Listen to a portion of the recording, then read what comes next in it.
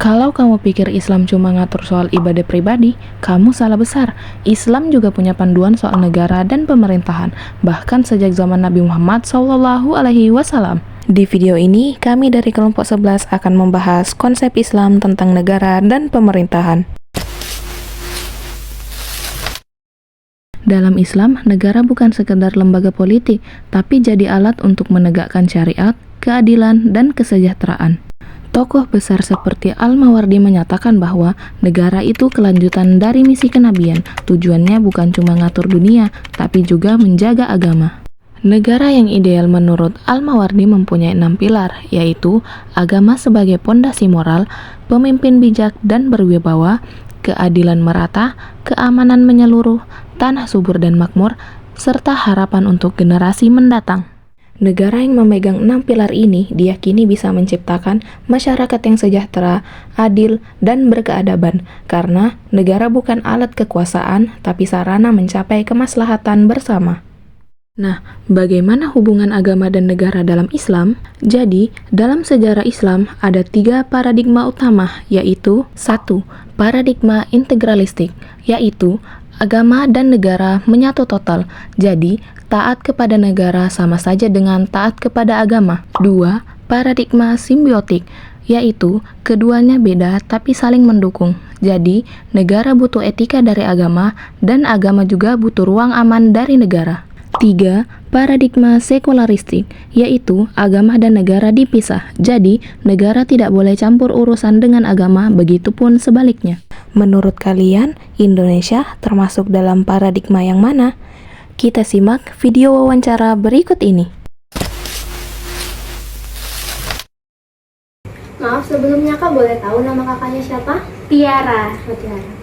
Aku punya pertanyaan nih Kak tentang paradigma kita sebagai warga negara Indonesia tentang Islam dan negara. Jadi kan dalam Islam kita tuh punya 3 paradigma. Yang pertama paradigma integralistik. Paradigma ini menerangkan bahwa agama dan negara itu menyatu. Yang kedua ada paradigma simbiotik. Paradigma ini agama dan negara berhubungan secara simbiotik, yaitu satu hubungan yang bersifat timbal balik dan saling memerlukan. Yang ketiga ada paradigma sekularistik. Paradigma ini memisahkan agama dan negara dan memisahkan negara dari agama. Jadi menurut kakak, negara Indonesia ini termasuk ke dalam paradigma yang mana ya? Kalau menurut saya Indonesia itu lebih ke paradigma yang kedua, yaitu paradigma simbiotik. Kalau boleh tahu alasannya kenapa kak? Kalau untuk alasannya sendiri bisa kita lihat di Pancasila kita, contohnya yang dimana Pancasila kita itu memiliki nilai-nilai yang bersumber dari ajaran agama yang dimana bunyinya pada Pancasila pertama yaitu ketuhanan yang Maha Esa.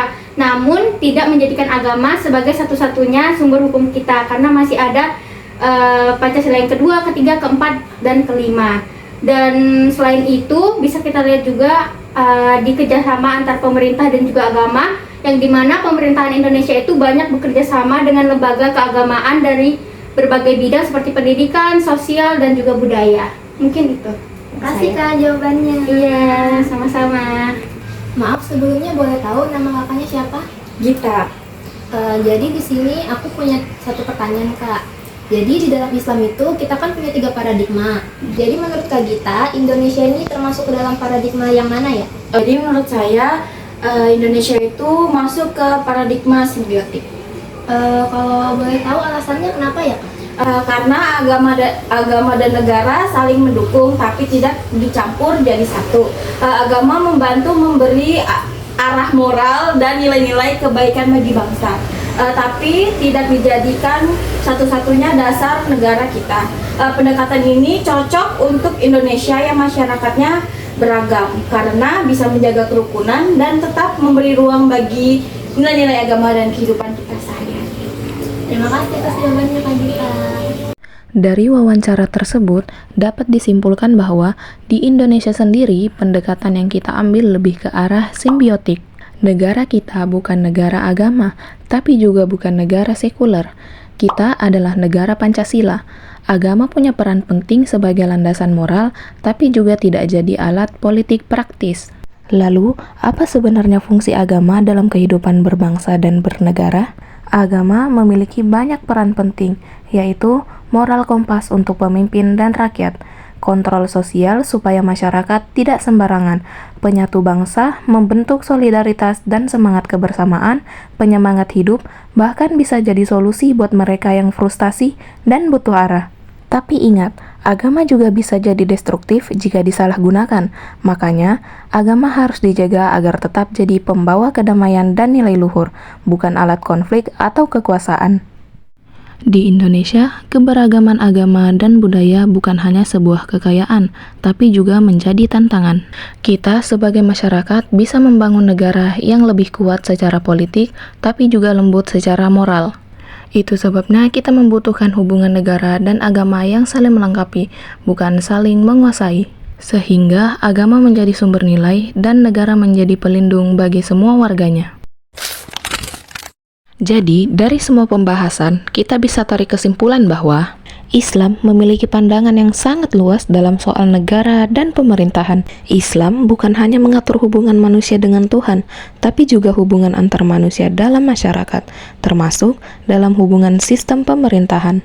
Negara menurut Islam bukan tujuan akhir, tapi alat untuk mencapai kemaslahatan umat, seperti keadilan ditegakkan, nilai moral dijaga, dan masyarakat hidup dengan damai. Di Indonesia, pendekatan hubungan agama dan negara yang saling melengkapi adalah pilihan terbaik, bukan saling mendominasi.